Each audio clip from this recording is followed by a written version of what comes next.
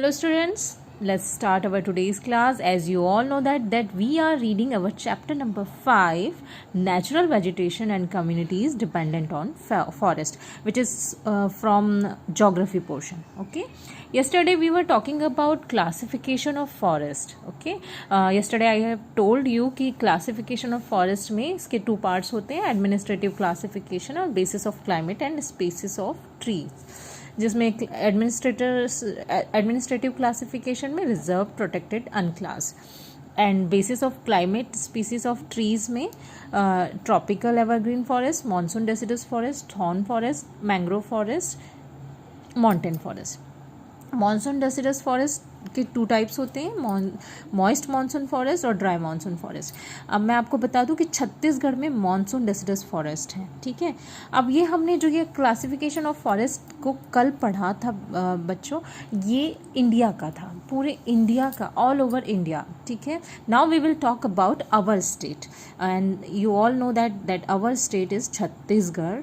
And today we will talk about Chhattisgarh forest and we will learn some classification of Chhattisgarh forest. Okay, Chhattisgarh has 44% forest cover.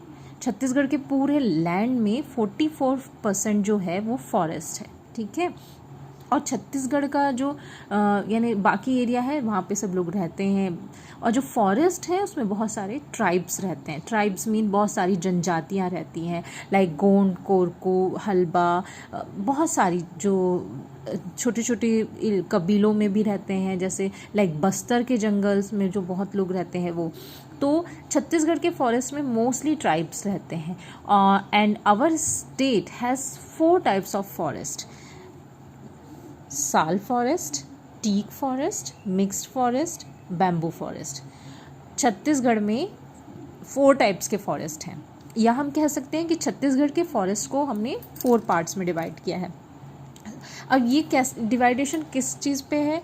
ये डिवाइडेशन वहाँ उस forest को ऐसे divide किया गया है ट्रीज़ के नेम पर, कि जहाँ पर ज़्यादा ट्रीज़ जिस चीज़ के हो रहे हैं वही से उसका नाम रख दिया गया. लाइक साल फॉरेस्ट, ऑब्वियसली नाम साल है, मतलब कि ये फॉरेस्ट वो फॉरेस्ट होंगे जहाँ पर साल के ट्रीज़ ज़्यादा होंगे.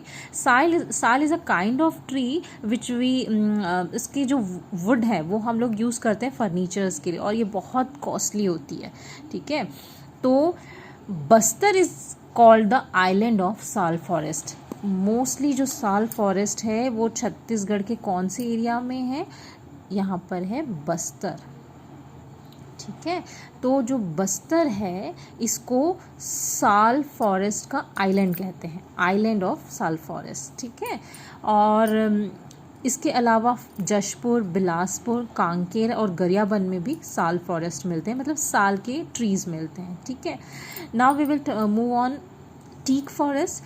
टीक फॉरेस्ट इट्स ये भी एक बहुत ही कॉस्टली और एक बहुत ही रेयर मिलने वाले ट्रीज़ हैं. तो इसका रेयर तो नहीं कह सकते क्योंकि छत्तीसगढ़ में ये बहुत बहुत ज़्यादा मिलते हैं. तो the other major forest vegetation in the state is teak. ठीक है, टीक एक ट्री है जो कि बहुत ज़्यादा मिलता है छत्तीसगढ़ में. और कहाँ पर? कवर्धा में चिल्फी घाटी एक जगह है, वहाँ पर बहुत ज़्यादा मात्रा में मिलता है. इसके अलावा नारायणपुर, और नारायणपुर में कुरसिल घाटी करके एक जगह है, वहाँ पर टीक फॉरेस्ट सबसे ज़्यादा मिलते हैं और इसकी बहुत अच्छी क्वालिटी ना, we have high quality teak forest in Chhattisgarh. Okay, इसके अलावा कांकेर, सुकमा, दंतेवाड़ा, डोंगरगढ़, अंबागढ़ में ये फॉरेस्ट ज़्यादा मिलते हैं. It means we can say that कि बस्तर एरिया में टीक फॉरेस्ट बहुत ज़्यादा है, क्योंकि बस्तर एरिया में ही ज़्यादा डेंसिटी है फॉरेस्ट की. ठीक है, हाँ, और आप लोगों को ये पता होना चाहिए कि दुर्ग एक ऐसी डिस्ट्रिक्ट है या ऐसी सिटी है जहाँ पे एक भी फॉरेस्ट नहीं है. अगर क्वेश्चन पूछा जाता है कि छत्तीसगढ़ में ऐसा कौन सा एरिया जहाँ पे कोई भी फॉरेस्ट नहीं है, तो वो है दुर्ग. बस्तर में बहुत ज़्यादा है. ठीक है, now we will move on our next point, that is mixed forest. Mixed forest नाम से स्पष्ट है, मिक्स्ड है, इट मीन्स इसमें बहुत सारे ट्रीज सबको मिक्स करा वाला फॉरेस्ट होगा. लाइक इसमें कौन से ट्रीज़ आते हैं वो हम देख लेते हैं। आंवला, हर्रा, बहेड़ा, साजा, ये सारे मेन वेजिटेशन मिक्स्ड फॉरेस्ट में है। महानदी बेसिन जो कि छत्तीसगढ़ में है वहाँ पर ये पाए जाते हैं। Mostly we can found in Mahanadi basin. Okay, they are found in Jashpur, Katghora, Kharsia, Mahasamund and the plains of Chhattisgarh. Chhattisgarh के मैदान में जो अलग अलग टाइप के ट्रीज़ को मिक्स करके जो फॉरेस्ट बनता है we can call it mixed forest, और ये हमको यहाँ पे मिलता है। Okay, now we will move on to next point, that is bamboo forest. Bamboo forest Chhattisgarh का बहुत फेमस है बैम्बू, ठीक है, और इसको हिंदी में कहते हैं बांस। बांस से बहुत सारे काम होते हैं, आप सभी जानते हैं।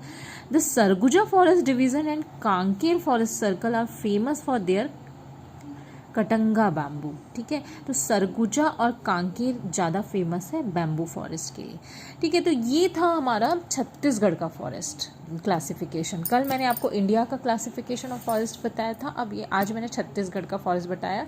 तो Chhattisgarh, in our state we have 4 types of forest ना, sal forest, teak forest, mixed forest, bamboo forest.